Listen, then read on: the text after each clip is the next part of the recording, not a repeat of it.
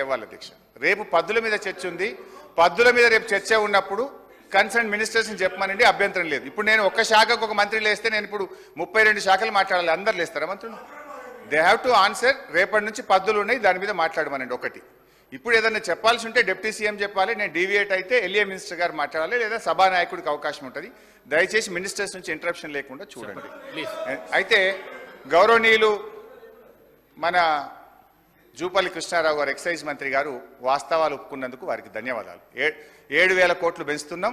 ఈసారి ఎక్సైజ్ మీద 42,000 కోట్ల ఆదాయాన్ని మేము గల్లీకో బెల్ట్ షాపు పెట్టి ప్రజల రక్త మాంసాలు పీల్చి పిప్పి చేసి వసూలు చేస్తామని ఆయన హరీష్ రావు గారు డిప్యూటీ సీఎం గారు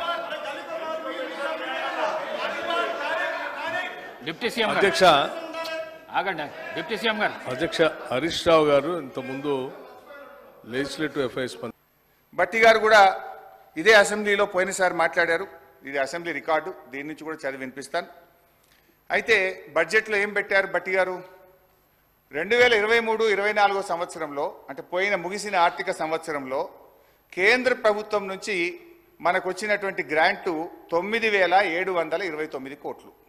కానీ బడ్జెట్లో ఎంత పెట్టారు ఈ సంవత్సరం? మీరు 21,635 కోట్లు పెట్టారు. అంటే పోయిన సంవత్సరం ఇచ్చినంత కూడా ఇయ్యలేదని, తెలంగాణకు మొండి చేయి చూపిందని ఇదే సభలో మనం తీర్మానం చేస్తాం. కానీ మీరేమంటారు? 21,636 కోట్లు కేంద్ర ప్రభుత్వం నుంచి వస్తుందని బట్టి గారు ఈ బడ్జెట్లో పెట్టారు.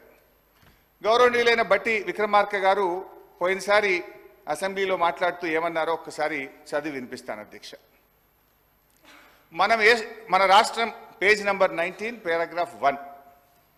మన రాష్ట్రం ఏర్పడిన నాటి నుండి గత సంవత్సరం వరకు కూడా గ్రాంట్ ఇన్ ఎయిడ్స్ దాదాపు 8,000 కోట్ల నుంచి 10,000 కోట్లు దాటడం లేదు. ప్రతి సంవత్సరం గ్రాంట్ ఇన్ ఎయిడ్స్ మనం ఆశిస్తున్నాం, కానీ కేంద్రం నుంచి ఏమీ రావడం లేదని చెప్తూ ఉన్నారు. ఇది వారికి తెలిసిందే అని నన్ను ఉద్దేశించి వారు మాట్లాడారు. మరి మీకు తెలిసిందే కదా, ఇప్పుడు మీకు తెలిసిందే కదా. మరి నువ్వెట్లా పెట్టినావు 21,000 కోట్ల రూపాయలు?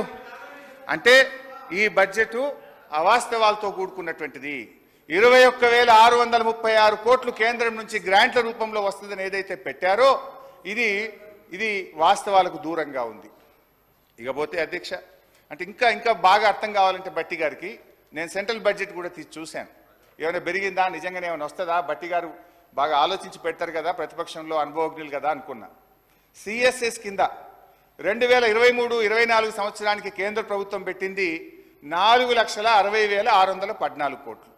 ఈ సంవత్సరం సిఎస్ఎస్ కింద సెంట్రల్లీ స్పాన్సర్డ్ స్కీమ్స్ కింద రాష్ట్రాలకు ఇచ్చే డబ్బు ఈ సంవత్సరం ఎంత పెట్టారు అని చూశాను. 5,05,978 కోట్లు. అంటే గత సంవత్సరం కంటే 45,000 కోట్లు సిఎస్ఎస్లో ఎక్కువ పెట్టారు.